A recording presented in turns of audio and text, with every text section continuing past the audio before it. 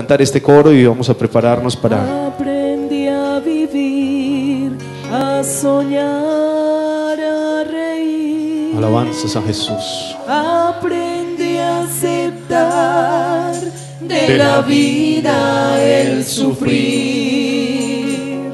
Conocí tu amor que penetró en mi corazón. ¡Aleluya! Aprendí a sentir tu presencia dentro de mí, pero no sé vivir sin ti. Yo no sé vivir sin ti. Si tu amor faltara, moriría mi corazón, pero no sé vivir sin ti. Yo no sé vivir sin ti, porque de mi vida tú eres la razón,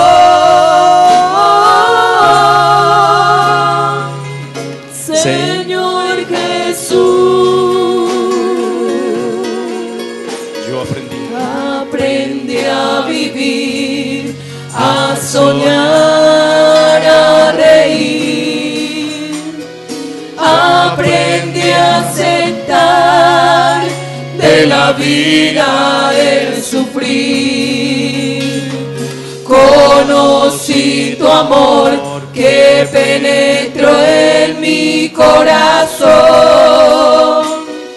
Aprendí a sentir tu presencia dentro de mí, pero no sé vivir sin ti. Yo no sé vivir sin ti. Si tu amor faltara, moriría mi corazón, pero no sé vivir sin ti. Yo no sé vivir sin ti, porque de mi vida tú eres la razón, Señor Jesús. Aleluya. Ahora usted va a pensar un momento, ¿qué sería usted sin el Señor? Imagínese sin el Señor un minutico. Sería peor que quedar sin oxígeno. Sería peor que quedar sin agua. Usted quisiera estar en pie en este momento y pedirle a Dios que esta noche su palabra llegue a nuestras vidas y nos toque. Su palabra llegue a mi vida, su palabra llegue a su vida, a su oído. Y que desde aquí Dios haga algo grande y maravilloso en nuestros corazones y en nuestras vidas. Yo quiero hacer ese ejercicio en este momento. Usted cierra sus ojos y se imagina sin el Señor y usted dice, ay Dios mío, yo no sé, pero yo creo que se sentiría uno como desnudo, como sin aire, porque la naturaleza de Dios en nosotros ha empezado a penetrar de una manera tan especial que nosotros tenemos que llegar a vivir en Él, sentir en Él, estar en Él, meditar en Él, estar con Él a toda hora. Después de usted pensar eso, usted quisiera decirle algo al Señor. Levante sus manos, cierre sus ojos. Alguien que empiece esta oración esta noche. Señor Jesús, estamos aquí delante de tu presencia santa. Te ruego, Señor Jesús, que des a mi vida y a mi corazón y a mi mente palabras con denuedo y que tu palabra toque y llegue donde tiene que llegar y actúe, Señor, con poder y con autoridad. Que cuando tu palabra penetre los corazones y las mentes, haga algo especial y que esta noche, por medio de tu palabra, Señor Jesús, puedan ocurrir milagros. Porque para eso se predica tu palabra, para que nuevas vidas entiendan tu nombre. ¿Alguien quisiera darle una alabanza al Señor? Alguien quisiera darle un aplauso al Señor. Alguien quisiera decirle algo al Señor. Ay, Señor, qué día tan duro, pero qué bueno estar aquí. Ay, Señor, tuve un día fuerte, pero sentir tu presencia es un aliciente grande. Gloria a Dios. Alguien grite gloria a Dios. Segunda carta del apóstol Pedro, capítulo 1. Gracias a Dios por la oportunidad que nos da esta noche de poder compartir con ustedes la palabra de Dios. Segunda carta del apóstol Pedro, capítulo 1. Vamos a leer algunos versos de la palabra del Señor. A partir del verso 3, leemos en el nombre del Señor Jesús. ¿Han encontrado? Las personas que nos acompañan esta noche son bienvenidas. Amén. Todas las cosas, capítulo 1, versículo 3, todas las cosas que pertenecen a la vida y a la piedad nos han sido dadas por su divino poder, mediante el conocimiento de aquel que nos llamó por su gloria y excelencia. Por medio de estas cosas nos ha dado preciosas y grandísimas promesas, para que por ellas lleguéis a ser participantes de la naturaleza divina, habiendo oído de la corrupción que hay en el mundo a causa de las pasiones o concupiscencias. Por esto mismo, poned toda diligencia en añadir a vuestra fe virtud. Leamos todos ese texto. Por esto mismo, poned toda diligencia en añadir a vuestra fe virtud, a la virtud conocimiento, al conocimiento dominio propio, al dominio propio paciencia, a la paciencia piedad, a la piedad afecto fraternal, al afecto fraternal amor. Si tenéis estas cosas y abundan en vosotros, no os dejarán estar ociosos ni sin fruto en cuanto al conocimiento de nuestro Señor Jesucristo. Pero el que no tiene estas cosas es muy corto de vista, está ciego, habiendo olvidado la purificación de los antiguos pecados, por lo cual, hermanos, tanto más procurad hacer firme vuestra vocación y elección, porque haciendo estas cosas jamás caeréis. Amén. Gloria a Dios. Siéntense, hermanos, por favor. Saludo a todos en el nombre del Señor. Dios les bendiga. Cuando uno va a la escuela, al colegio, a estudiar algo, a uno normalmente siempre le presentan un pénsul, un derrotero de materias. Y entonces, imaginemos que vamos a entrar al primer grado de primero de primaria. Entonces, primero de primaria tiene un derrotero muy claro y muy concreto. La meta para este primero de primaria es que usted aprenda las letras. Que usted aprenda las letras, que aprenda los números, que aprenda algunos números, no todos, que aprenda, no sé si a leer el reloj todavía. Ahí empiezan a explicarle al niño una cantidad de cosas donde empiezan a eso. Usted nunca va a ver en un primero de primaria, bueno niños, vamos a aprender hoy acerca de las palabras esdrújulas. Esté seguro que cuando llega el niño a la casa le va a decir, no mamá, hoy nos hablaron de las brújulas.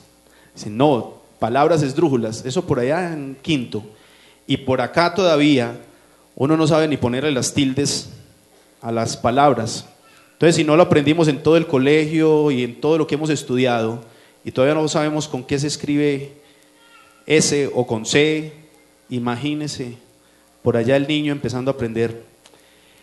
Y entonces es como un pénsul de educación. Y Pedro está ubicando eso dentro del contexto, dentro del texto que está ubicando, y está diciendo eso. Pero yo quisiera imaginar esta noche el recorrido que inicia el Señor Jesús cuando empieza allá por las calles a buscar a sus discípulos nunca llega a una universidad prestigiosa de Galilea, no llega a la universidad más especial, ni toca la puerta del rector y le dice: bueno, rector, yo tengo como propósito establecer una iglesia que va a gobernar en los corazones de las personas, va a cambiar la mentalidad de los hombres y los hombres van a ser transformados a través de algo que yo traigo que se llama evangelio. Por lo tanto, necesito sus mejores estudiantes. No. Va por el mar y ve a unos pescadores humildes y cuando los empieza a ver, los llama y le dice: venid en pos de mí y yo os haré pescadores de hombres. Y empieza un trabajo de 3 años donde empieza prácticamente a darles clase y a indicarles una cantidad de cosas en la vida cristiana. Y entonces, como en toda materia, como en toda clase, inicia un proceso muy interesante en la vida de los discípulos. Y entonces, como en todo, bueno, vamos a empezar con la teoría. Y vamos a empezar con la fe.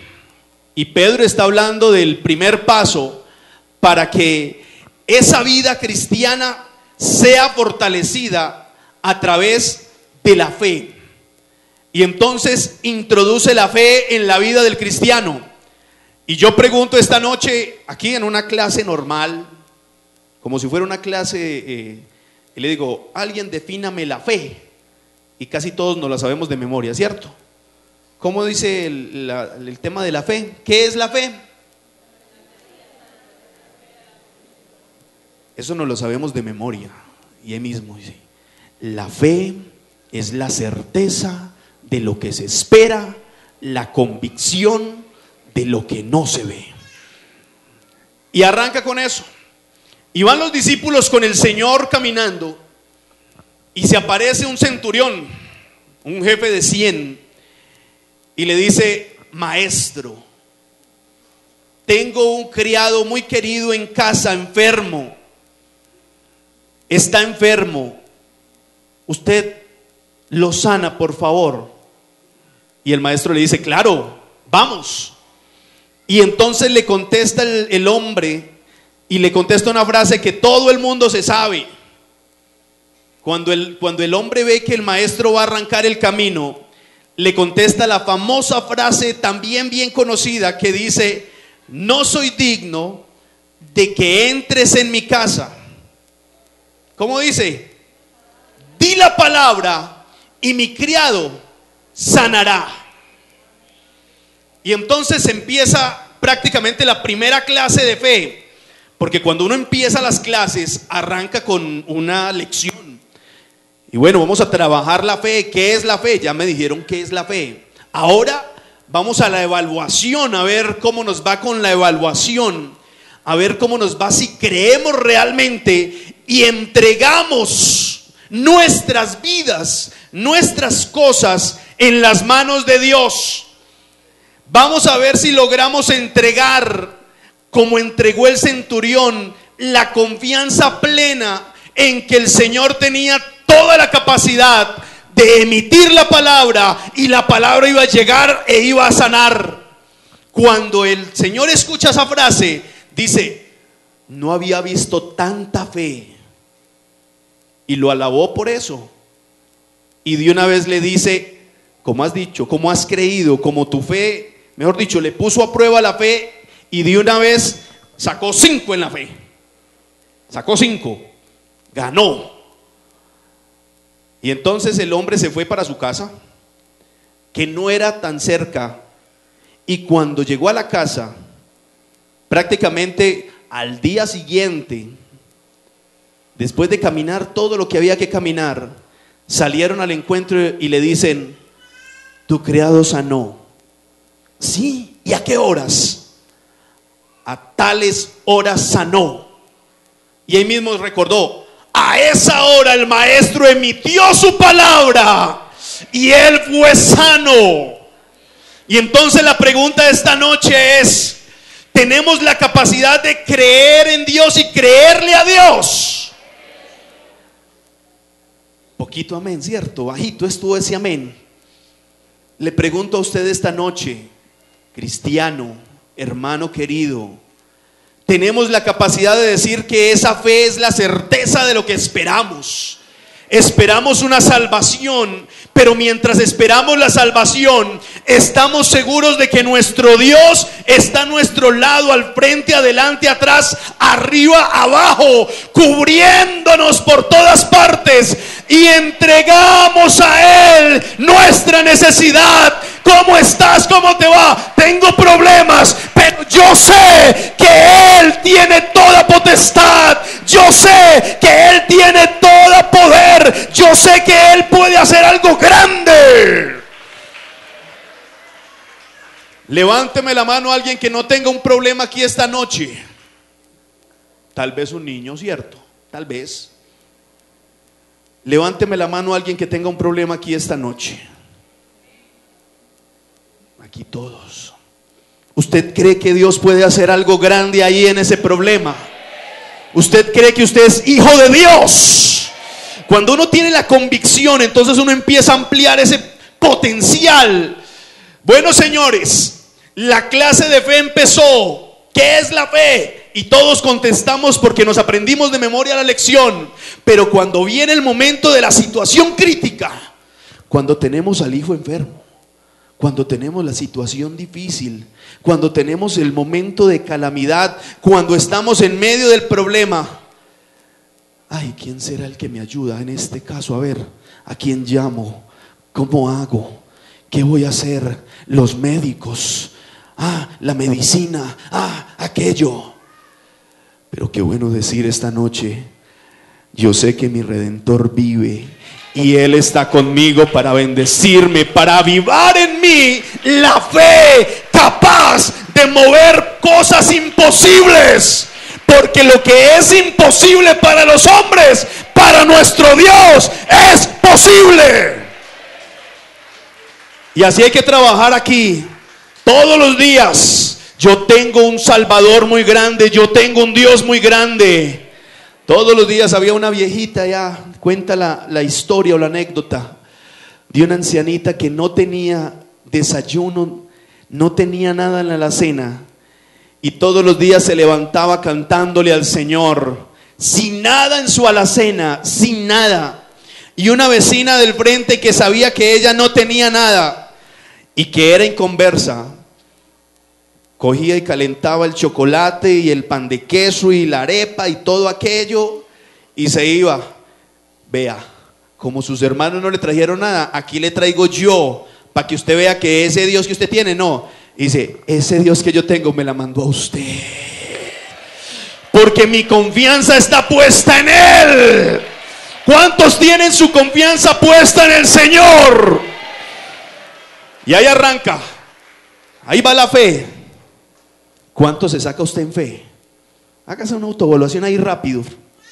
Dice, uy, vamos a hacer una evaluación. ¿Cuánto me saco yo en fe? Y dice, bueno, tengo que sacar un poquito más de 3,5, 4,5, 5.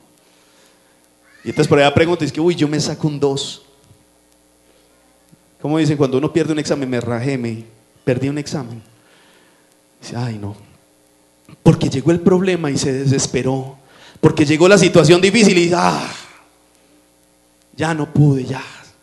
Esto hasta aquí llegó. Pero qué bueno tener la fe allá arriba. Mi Redentor vive, mi Señor está conmigo, mi Dios es todopoderoso, mi Dios tiene toda capacidad, mi Dios tiene toda la fuerza, mi Dios puede hacer cosas grandes.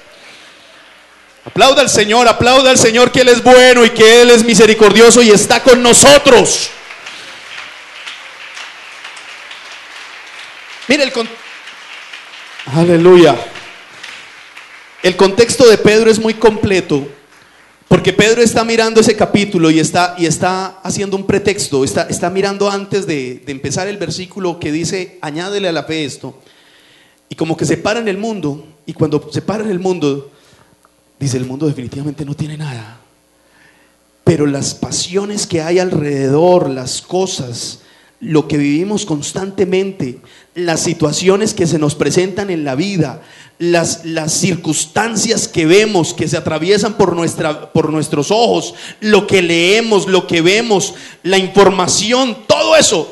Y Pedro como que se para y mira todo eso, y puede que no haya tenido tanta tecnología como la que tenemos nosotros hoy, pero el mundo igual estaba en un declive, y cuando se para a mirar dice una cantidad de pasiones y de concupiscencias y de cosas que están intentando destruir al hombre. Y entonces dice no, tenemos que entender que Dios nos ha sacado de allá para que participemos de una naturaleza divina, de una naturaleza especial. Hemos sido sacados de allá, separados de allá, para que empecemos a caminar en luz. Y que le añadamos, que le pongamos a la fe, ¿qué? Virtud. Y entonces, ¿qué es virtud? Y dice el diccionario, virtud es la capacidad del hombre de hacer cosas buenas. La capacidad del hombre de hacer cosas buenas. Y continuemos con las clases teóricas del maestro, y va porque él va no solamente con teoría, sino que va de una vez con práctica. Y cuando va caminando, bajando del monte, después de dar su sermón del monte, ese sermón por lo demás es prácticamente el inicio de su reinado. Y cuando está él bajando, todo presidente, cuando se proclama presidente, ahorita el 7 de agosto, él va a estar hablando, el presidente de la República va a estar hablando por un tiempo largo, exponiendo todo su plan de trabajo. Pues él coge en el capítulo todo el contexto del monte y entrega todo su plan. Bienaventurados, vosotros sois la sal de la tierra, vosotros sois la luz del mundo, el Padre nuestro, todo eso está ahí. Y baja, y cuando va bajando, va llegando donde un hombre que está leproso, y el leproso está ahí, y se entiende que la ley decía que el leproso no podía acercarse a las personas normales, es que tenía que estar a metros. Pero con todo y eso, él va bajando, y cuando llega donde el leproso se tira a los pies, no lo toca porque no lo puede tocar. Pero lo que hace el maestro a continuación no tiene precedente. Nadie toca a un leproso, nadie, porque es absolutamente desagradable. Su piel se está cayendo, su piel se está degradando. Esa situación es completamente compleja. Cuando va caminando, muchas veces deja rastro de sangre, está carcomiéndose la piel y la va perdiendo. Nadie lo toca, pero lo que hace el maestro nadie lo hace, nadie, porque eso contaminaba altamente. Y sus manos santas primero empieza a bajar de estatura, porque el hombre está en el piso, y con esas manos toca la llaga del hombre. Y lo que antes, cuando uno tocaba eso, contaminaba y el otro podía quedar enfermo, lo que está pasando ahí es una cosa completamente diferente, porque el que lo está tocando es el Dios Todopoderoso, que tiene la capacidad de sanar, salvar y libertar. Y entonces dice: yo quiero que sea sano, y lo toca. Nadie lo había tocado. Mire, nosotros necesitamos ser abrazados. Cuando nuestra familia nos abraza, cuando nuestros hijos nos abrazan, cuando nos abrazamos, nosotros sentimos una sensación agradable. Cuando usted saluda a su hermano, ¿qué es el primer efecto que usted tiene? Sonríe, ¿sí o no? El solo contacto, y lo toqué y lo saludé, hermano Armando, Dios lo bendiga, y él mismo se sonríe ya. ¿Por qué? Porque hay un efecto psicológico de integración. A ese hombre nadie lo había tocado, nadie lo había tocado, porque no se podía tocar. Pero este maestro nos ve a nosotros en la condición más baja, más acabada, más destruida, y en esa condición no le interesa. La Biblia es clara en decir, no se hizo, o sea, no estimó en ser igual a Dios como cosa que aferrarse, sino que bajó, y estando en la condición de hombre, bajó más, y en la condición de esclavo de ahí, bajó como si fuera un vil pecador para abrazarnos a nosotros. Esa obra la hace el Señor por nosotros. Una buena obra nos abraza. Nadie nos quería abrazar, pero Él nos abrazó. Nadie nos quería tocar, pero Él nos tocó. Nadie nos quería, pero Él nos quiso a nosotros. Escúcheme, hay 7,000 millones de personas en el mundo. Colombia tiene como 47 millones.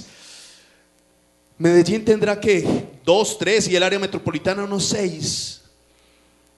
Y de todo esto, de Colombia apenas habrá un grupo como de 500,000 hermanos que hemos comprendido el nombre, que sabemos que ese privilegio nos tocó a usted y a mí, que sentimos el abrazo del Señor, que sentimos las caricias del Señor. De todo eso, usted es un privilegiado de sentir la mano de Dios, la benevolencia de Dios, la virtud de Dios.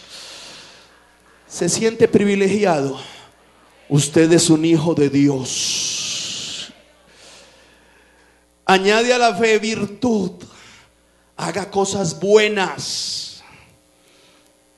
Y ubiquémonos ahí otra vez en el tablero en el ejercicio del tablero. Y vamos a empezar a chulearnos. Bueno, señores, dijo el profesor, ¿cómo nos va con las cosas buenas? ¿Sí hacemos? ¿Sí lo hacemos? Y entonces por allá uno se acuerda y dice, ay,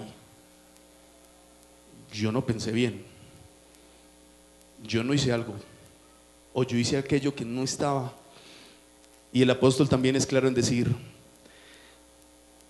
quien no hace el bien, quien no hace las cosas buenas, quien no se ubica en esas partes buenas, quien hace las cosas sabiendo que no es bueno, le puede ser pecado, le es pecado. Entonces es importante empezar a ubicarse y decir, bueno, ¿cómo está? ¿Cuánto me saco ahí? 3,5, 4,5, 4. Vamos a seguir caminando. Conocimiento. Y está una vez parado el Señor ahí, y está ubicado con sus discípulos, y les dice, bueno, ¿quién dice la gente que soy yo? Dice, Señor, unos dicen que tú eres Elías, otros Jeremías, otros que eres uno de los profetas. ¿Y ustedes? ¿Quién dice que soy? Y entonces se levanta Pedro y dice, Señor, tú eres el Cristo, el Hijo del Dios viviente. Pedro entendía completamente que Él era el Dios manifestado en carne, lo entendió, lo comprendió. Y entonces le dice el Señor, muy bien Pedro, chuleado, excelente, vas recibiendo conocimiento, porque vas entendiendo que este proceso del evangelio también es conocer a Dios como Él quiere que le conozcamos. Este proceso del evangelio es conocer a Dios con su esencia, como es Él. ¿Quién es Él? ¿Para qué vino? ¿Por qué vino? ¿Qué vino a hacer? Se nos vino a salvar, vino a hacer cosas grandes en nuestras vidas. Y entonces de una vez está diciendo, y les voy a revelar mi nombre. Isaías es claro, dice, mi pueblo conocerá mi nombre en aquel día, porque yo mismo que hablo, he aquí, estaré presente. Y también dice, mi pueblo se perdió porque le faltó conocimiento. ¿Y el conocimiento cómo se va adquiriendo? Pues la lectura constante de la palabra de Dios. Pues llegar a la iglesia y escudriñar, llegar a la iglesia y escuchar, porque la fe viene por el oír la palabra de Dios. Y a la fe hay que añadirle cosas buenas, y a las cosas buenas hay que añadirle conocimiento, y te vas llenando de conocimiento, y te vas llenando de conocimiento, y cuando te vas llenando de conocimiento empiezas a darte cuenta que el mundo está perdido en una cantidad de bagatelas, y que aquí empezamos a entender que Dios nos ha dado revelación, y que lo que para el mundo es locura, para nosotros es poder. Que para lo que el mundo es locura, para nosotros es una cosa grande.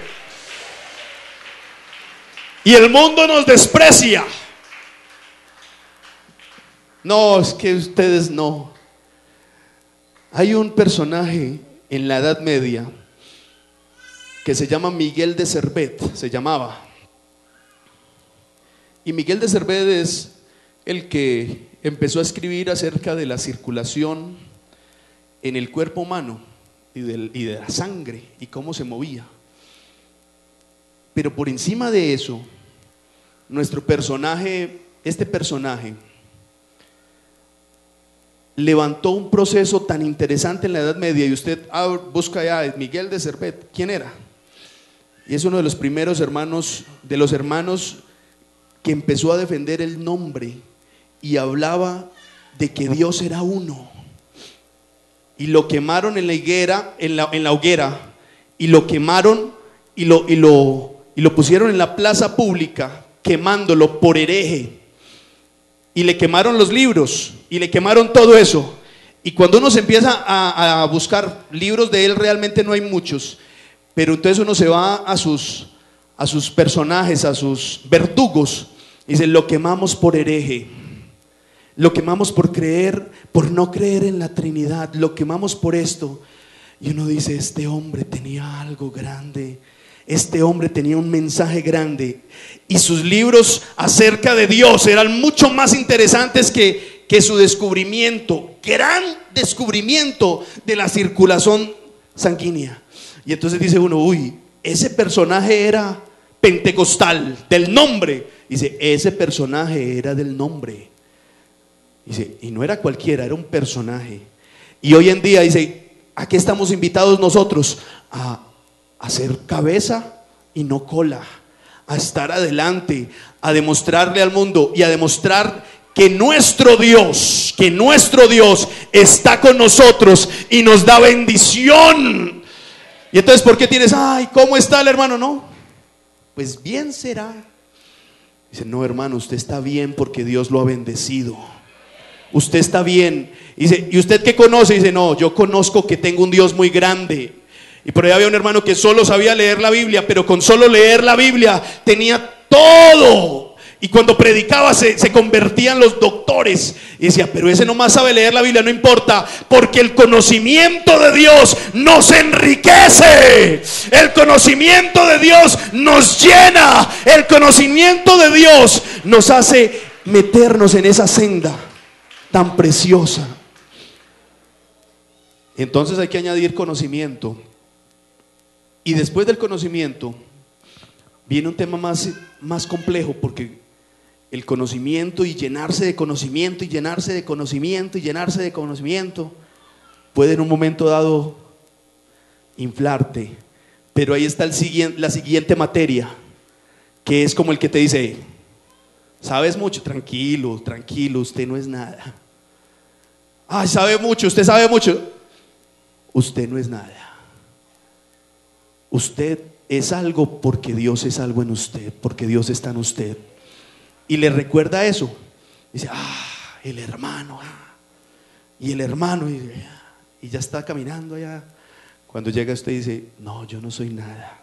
Lo que soy es por su gracia y por su misericordia.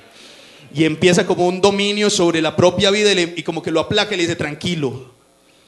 Nos faltó calificarnos conocimiento, ¿cierto? Si leemos la Biblia, ¿cuántas veces al día?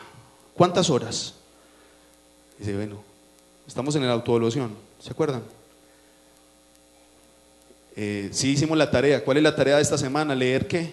¿Dónde está el volante? Estamos en Santiago. Dice, bueno, resumen ejecutivo de Santiago, el pastor. Sí leímos Santiago. Se queda uno como pensando, uy, ¿cuánto nos ponemos ahí? Bueno, 2,5, 3,5, 5 no. Conocimiento. Dominio propio. Dominio propio es un trabajo fuerte que toca varias cosas sobre la vida del ser humano. Y así que hay que trabajar sobre el dominio propio. Porque el dominio propio trabaja nuestro carácter, nuestra manera de ser, nuestra formación. El dominio propio nos coge a nosotros y nos dice, bueno, ¿usted quién es? Usted sí tiene la capacidad de sostenerse cuando viene la tentación. El Padre Nuestro es bien claro cuando dice, terminando allá, y líbranos de la tentación. Pero también está ubicando y está diciendo, venga, utilice el dominio propio. Y cuando Pablo le escribe a Timoteo, le dice, porque no nos ha dado Dios espíritu de cobardía, sino de poder, de amor y de capacidad de decirle al mundo que no. Capacidad de decirle a las cosas malas que no. Capacidad de pararse firme cuando hay que decir que no. Y eso aquí suena muy bonito y uno dice amén. Y otro se emociona y el predicador se emociona diciendo dominio propio, y eso sale hasta bonito, ¿cierto? Pero vamos a la vida real, al momento real, allá. Vamos allá. Pedro. Ya tienen al maestro allá en el patio del sacerdote. Y aquí está Pedro calentándose las manos porque hace frío. ¡Ay, tú eres de ellos! No, yo no. Como decía uno en el colegio, usted es evangélico. Y dice, no, mi mamá es que me lleva. Ah, sí, usted dice así. Ah. Entonces cuando uno dice, y eso es el tiro de los muchachos ahí en la escuela y en el colegio, ese es el tiro fijo. Ahí está. Dice, y usted es evangélico. No, mi mamá me lleva. Pero cuando ese niño hace ese recorrido hasta acá y siente la gloria de Dios, ese niño cuando va a la escuela, ese joven cuando va al colegio, ese muchacho cuando va a la universidad, ese hombre, esa mujer cuando van al trabajo, son diferentes. Dice, no digamos palabras, que aquí está el Señor y es una persona muy respetable. Es evangélico, es diferente. Marca un camino, marca una diferencia, es diferente. Miren, alguna vez hablábamos aquí mismo acerca de los pescados que cuando se cocinan huelen feo, porque en el río caminan en pro de la corriente. Pero hay un pescado que huele delicioso cuando se cocina, y uno va y mira cómo es el pescado, y es el pescado que camina en contra de la corriente y no come tierra. Delicioso. Y entonces uno tiene que ser como un pescado de esos, no comer tierra del mundo, llenarse de carácter, llenarse de dominio propio. Y dice, tú eres como ellos. No, yo no. Y por allá maldijo, hablas igualito, hablas como ellos, te comportas como ellos. No, yo no. Dice, y entonces sale la mirada de Jesús allá y se encuentra con la mirada de Pedro. Y Pedro lo mira y dice, ay, Señor. ¿Y qué tal si el Señor nos estuviera mirando esta noche a nosotros hacia los ojos y nos ve y nos califica y dice, uy, esa calificación es fuerte, ¿cierto? Y el maestro mirándonos y diciendo, bueno, dominio propio, carácter, capacidad de decirle a las cosas que no, a lo que no agrada a Dios, no. Y entonces nos sentamos a pensar y dice, ay, Señor, ayúdame. Porque pueden haber cosas que todavía afectan y te mueven. Y entonces uno no puede dejar absolutamente nada en el espacio del enemigo, porque lo que se queda allá vuelve y se lo lleva para allá. Y ahí va una anécdota de la casa del clavo, del anciano del clavo. Yo creo que la han escuchado. Hay una pareja que les gusta una casa, y entonces hay un anciano ahí y dice: queremos comprarle su casa. Y el anciano dice: yo les vendo la casa, pero este clavo es mío. Toda la casa es suya, pero este clavo es mío. Y entonces entra la pareja a conversar y dice: pues un clavo en esta casa tan linda, con esta vista tan hermosa, un clavo, dejémoslo. Listo, señor, negocio. 8 días bien, 15 días bien, 20 días bien, un mes y 15 días, mes y medio, tocan la puerta. Y entonces el anciano: buenas, ¿cómo ha estado? ¿Cómo le ha ido con la casa? No, muy bien, delicioso todo. Con su permiso, vecino, yo vengo por el tema del clavo. Se quita el sombrero y lo pone ahí y se va. Y entonces se queda el sombrero ahí. 15 días después regresa: vecino, vengo por mi clavo. Claro, quita el sombrero y pone un gabán. 8 días después: vecino, este ya está como cansón. Quitó el gabán y puso un animal muerto y los hizo ir de la casa. Porque cuando uno le entrega la vida a Dios, se la tiene que entregar completa. Si usted no se la entrega completa, algo empezará a jalarlo de allá y otra vez empezaremos a trabajar. ¿Y eso cómo se llama? Dominio propio. Pero ya tenía un pastor en Pereira y cuando estábamos terminando el proceso de la doctrina, se sentaba él allá, los candidatos alrededor de él, y les decía: bueno, vamos a ver ustedes cómo están. Y entonces dice: hablemos sinceramente, aquí entre nosotros, dígame la verdad, no se preocupen por nada. ¿Hace cuánto fue la última vez que fumaron? Y entonces una viejita, como se sintió en confianza, dijo: pues pastor, para serle sincero, hace 2 horas. Y entonces el pastor le contesta: pues para serle sincero yo a usted, tengo que decirle que usted todavía está viva, y a eso hay que morirle. Esperemos otra clase de doctrina. No se puede dejar nada ahí.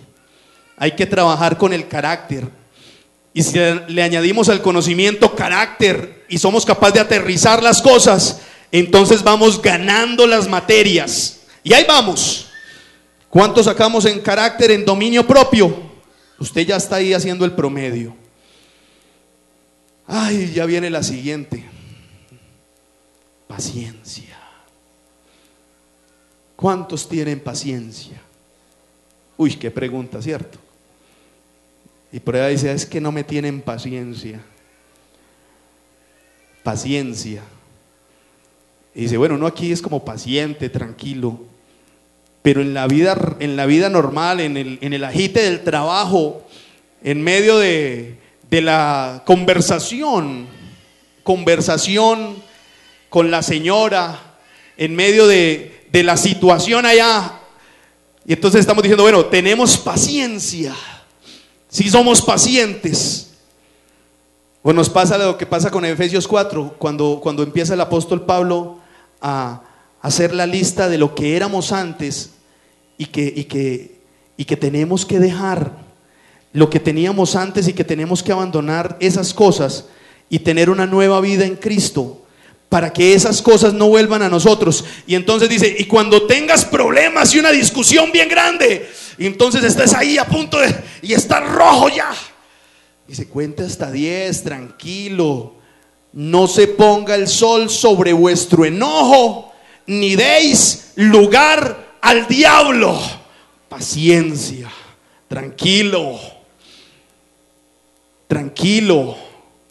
Están allá los discípulos y van a coger al maestro, y por allá saca alguien la espada y dice: tenga una oreja. Y se le llevó una oreja ya al que venía por el maestro, y el maestro le coge y lo vuelve y le dice: tranquilo, yo no lo mandé a que hiciera eso, tranquilo, vamos, tranquilo, porque todavía hay por ahí unos sanguíneos ahí disparados y que mantienen ahí listos para cualquier cosa. No, no, tranquilo, paciencia, tenga paciencia, esté tranquilo. ¿Cuántos se rajan en paciencia? Uy, pero ya me hacen piedad. Vuelve otra vez el tema de piadosos, de ser piadosos y de tener esa parte de la piedad y de estar pendientes de eso. Para avanzar en todo este proceso, dice afecto fraternal y amor. Y entonces empieza a ubicarse toda esa parte de la vida cristiana. Inclusive el maestro, cuando está terminando su proceso de enseñanza, casi que allá en la última parte les dice: amaos los unos a los otros, ámense, ámense, ame al prójimo como se ama a usted mismo, ame a los demás como se ama a usted mismo. Y cuando está ubicando eso, está diciendo: venga, esté pendiente de esas cosas, porque nadie podrá empezar a orar aquí si tiene una rivalidad y si tiene una situación difícil con alguien. Primero vaya y póngase en paz con esa persona. Y no se quiere poner en paz conmigo. Dice: bueno, pero usted ya entregó eso, ya está tranquilo y ya puede arrodillarse en paz a orar por esa persona. Y no va a orar en el sentido de: Señor, te pido que lo destruyas. No. El Antiguo Testamento ya quedó. Vamos a empezar a orar: Señor, bendícelo, ayúdalo, dale tu bendición, dale tu presencia. Él no me quiere, pero yo a él sí lo quiero. Él no puedo pasar por aquí porque él se pasa para allá. No, yo voy a empezar a orar por él para que Dios empiece a hacer una obra poderosa en su vida y que sea una persona buena, una persona de bien, afecto fraternal y amor. Y empieza a trabajar en ese proceso. Dice: no, ese es el hermano chicle. Me lo mastico, pero no me lo trago. Y pasa y a mí me da algo y tal cosa. Y no. Esa no es, ni va con nosotros esa expresión, ni va con nosotros esa manera de pensar. Estamos hablando de afecto fraternal y de amor, de una iglesia que ama, de una iglesia que comparte, de una iglesia que está pendiente del necesitado, de una iglesia que busca que el otro esté bien, de una iglesia que está detrás del que cayó para ayudarlo, de una iglesia que está con aquel soldado que se cayó y lo va a levantar. No una iglesia del soldado que se cayó y entonces lo va a terminar de pisotear. Se fue el que se apartó. No, ese es el hermano que necesita la ayuda. ¿Verdad que es que trabajamos en la directiva de restauración, cierto? Y entonces cuando uno dice eso, usted viera cómo se siente uno de bien cuando va a una casa y cantamos una serenata ya. ¿Qué se hizo el hermano? Y esa persona empieza a llorar y acordarse de lo que Dios hizo en su vida un día, y que Dios está otra vez ahí, y que no solamente el Señor, sino que nos ha mandado a nosotros a que alguien más vuelva a sentir la presencia de Dios, a que alguien más sienta que Dios lo ama mucho, a que alguien más, una iglesia está orando por ellos, a que nosotros empecemos a sentir eso. ¿Cuánto sacamos ahí en amor y en afecto fraternal?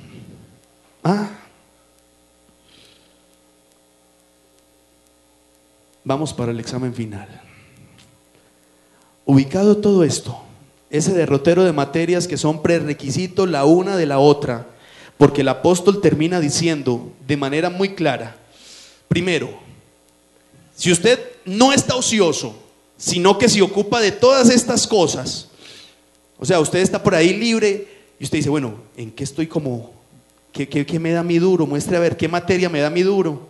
Como cuando le decían, ¿a quién le da duro matemáticas? ¿A quién le da duro español? No vaya a ser que le da duro matemáticas, español, ciencias. Uy, no, tampoco. Alguno tiene una cosa fuerte y una cosa más. Y empieza uno a hacer como el análisis de todo esto y dice, bueno, a mí me da duro la fe. Yo a veces soy... No, otro dirá por allá, no, a mí me da duro el tema del dominio propio. No, yo no soy paciente. No, yo tengo esto, yo tengo aquello. Pues empiezas a trabajar en eso, y quien está ocupado en estas cosas no está ocioso. No está ocioso. Y lo más interesante de esto, de esta manera será otorgada amplia y generosa entrada al reino eterno de nuestro Señor Jesucristo, porque dice, quien hace estas cosas jamás. Mire que ese es el secreto. Ese es el secreto que está ubicando. Y dice, jamás caeréis. Quien se ocupa de estas cosas, en algún momento, en alguna ocasión, jamás caerá. O sea que si empiezas a ubicarte en todo este derrotero y empiezas a fortalecerte en esas materias que estás como caído, como difícil, como que tienes problemas, pues yo quiero decirte que cuando Pedro terminó y el maestro allá tuvo el proceso, murió y resucitó, todos se fueron al mar. Y cuando todos estaban en el mar, volvieron otra vez a su trabajo de antes, a pescar. Pedro mismo, que ya estaba acostumbrado a tener su indumentaria de discípulo, prácticamente era una túnica elegante, iba con el maestro, se quitó la túnica y quedó en camisa, quedó sin camisa. Y entonces están pescando y no pescan nada. Y aparece allá al otro lado alguien y le dice, pescado. Y no, nada, no hemos pescado nada. Pescan a este lado y sacan. Y dice, uy, el maestro. Y entonces dirá Pedro allá pensando, dice, y yo que perdí la evaluación con él. Se va a nado, y cuando llega donde el Señor está ahí en el proceso final, en el examen final, en ese momento donde qué bueno que estuviéramos todos, y el Señor con unas palabras le dice, Pedro, ¿me amas? Dice, Señor, y la evaluación y esto y aquello. Dice, Pedro, ¿me amas? Y Pedro dice, Señor, te amo. Y le dice, apacienta mis corderos. Dice, uy, el Señor estará bravo porque perdí el examen del dominio propio. Pedro, ¿me amas? Y él reflexiona más profundamente en su corazón, y reflexionando dice, Señor, yo te amo. Y le pregunta la tercera vez, Pedro, ¿me amas? Como para que de dentro de su corazón salga todo lo que hay, y le diga, Señor, tú lo sabes todo. Tú sabes que yo te amo. Tú sabes que yo te amo, Señor. Tú sabes todo eso. Usted quisiera esta noche colocarse de pie, por favor. Y cuando el maestro le pregunta a usted acerca de su evaluación, muchos aquí puede que nos rajemos y tengamos problemas en unas materias. Digamos, Señor, me hace falta más fe, me hace falta más virtud, más conocimiento. Tengo problemas en esto, tengo problemas en aquello. Pero yo quiero decirte una cosa, Señor, en esta noche. Mi corazón, mi vida, todo mi ser quiero entregarlo y disponerlo para ti, Señor. Tú lo sabes todo. Tú sabes que este cuerpo, que esta mente te ama, te adora y te quiere servir. ¿Alguien quisiera amar al Señor un poco más esta noche? Levánteme la mano allá. ¿Alguien quisiera un poco más de Dios esta noche? ¿Alguien quisiera reforzar su calificación y empezar a pensar en todo esto? Y decirle, Señor, yo sé que yo me rajo en tantas materias, Pero cuando uno se raja en todas esas materias, cuando uno tiene problemas con todas ellas, Él no desprecia un corazón contrito y humillado. Usted va a levantar sus manos, usted va a cerrar sus ojos, y todos aquí, todos nosotros, vamos a empezar a decirle al Señor, después de pasar esta evaluación esta noche, Señor, me doy cuenta que yo necesito de ti, que yo no soy nada sin ti. Usted quisiera abrir sus labios y decirle algo ahora mismo al Señor. Me doy cuenta que sin tu presencia no soy nada. Me doy cuenta que si tú no estás en mi vida, yo no soy nada. Pero contigo, oh Dios, tengo esperanza. Ore al Señor ahí. Tenga unos minutos de adoración ahí, unos minutos de alabanza, unos minutos en la presencia de Dios. Disfrute de la presencia de Dios, disfrute del Señor, hermano. Hace rato quiere abrazarte, quiere decirte que te ama muchísimo. Hace mucho rato quiere decirte cosas bonitas. Hace mucho rato. Y tal vez nosotros no nos hemos acercado a Él para decirle: Señor, tú lo sabes todo, tú sabes que te amo.